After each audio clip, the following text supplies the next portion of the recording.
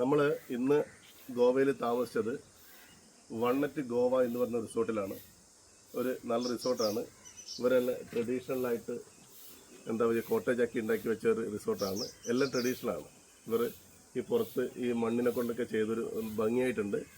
അതുമാത്രമല്ല റൂമിൻ്റെ ഉള്ളിലൊക്കെ ഒരു വെറൈറ്റിയാണ്. നിങ്ങൾ ഗോവയിൽ വന്നിട്ട് നിങ്ങൾക്ക് ട്രഡീഷണലായി താമസിക്കാൻ ആഗ്രഹമുള്ളവരാണെങ്കിൽ നിങ്ങൾക്ക് തിരഞ്ഞെടുക്കാൻ പറ്റിയ ഒരു നല്ല ഒരു റിസോർട്ടാണ് വണ്ണറ്റ് ഗോവ എന്ന് പറയുന്ന ഈ ഒരു റിസോർട്ട്. വളരെ മനോഹരമായ റിസോർട്ടാണ്. പുറത്തുനിന്ന് നോക്കിക്കഴിഞ്ഞാൽ മണ്ണുകൊണ്ടുണ്ടാക്കിയ ചെറിയ ചെറിയ കോട്ടേജുകളാണ്. പക്ഷേങ്കിൽ നമുക്ക് ഉള്ളിൽ നമുക്ക് ആധുനികമായ എല്ലാ സജ്ജീകരണങ്ങളും ഇവർ ഒരുക്കിയിട്ടുണ്ട്. അതുകൂടാതെ ഇവിടെ റെസ്റ്റോറൻ്റ് ഉണ്ട്. പിന്നെ കുട്ടികൾക്കൊക്കെ ഒന്ന് കളിക്കാനുള്ള സംവിധാനമുണ്ട്. പിന്നെ നല്ല ഒരു സ്വിമ്മിംഗ് പൂളൊക്കെ ഉണ്ട് ഇവിടെ. അപ്പോൾ നിങ്ങൾ ഗോവയിലേക്ക് വരുവാണെങ്കിൽ നിങ്ങൾക്ക് എന്താ പറയേണ്ടത്, ശാന്തമായി താമസിക്കാൻ പറ്റിയ ഒരു റിസോർട്ടാണ് ഈ റിസോർട്ട്.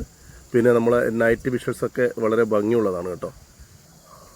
അപ്പോൾ നമ്മൾ ഒരു ദിവസം മാത്രമേ ഇവിടെ താമസിച്ചിട്ടുള്ളൂ. നമുക്ക് നന്നായി ഇഷ്ടപ്പെട്ടു. അതുമാത്രമല്ല ഇവരുടെ ഫുഡിനെ കുറിച്ച് പറയുകയാണെങ്കിൽ നല്ല ഫുഡാണ്, നല്ല ടേസ്റ്റി ഫുഡാണ്. അതുപോലെ തന്നെ ബ്രേക്ക്ഫാസ്റ്റൊക്കെ കോംപ്ലിമെൻ്ററി ആണ്. ഇവർ നമ്മുടെ അടുത്ത് നിന്ന് വാങ്ങിയ എമൗണ്ട് 5000 റുപ്പീസാണ്. ഓക്കെ, ഗോവയിൽ ട്രഡീഷണലായി താമസിക്കാൻ ഇഷ്ടപ്പെടുന്നവർക്ക് ഒരു നല്ലൊരു ചോയ്സാണ് ഈ റിസോർട്ട്.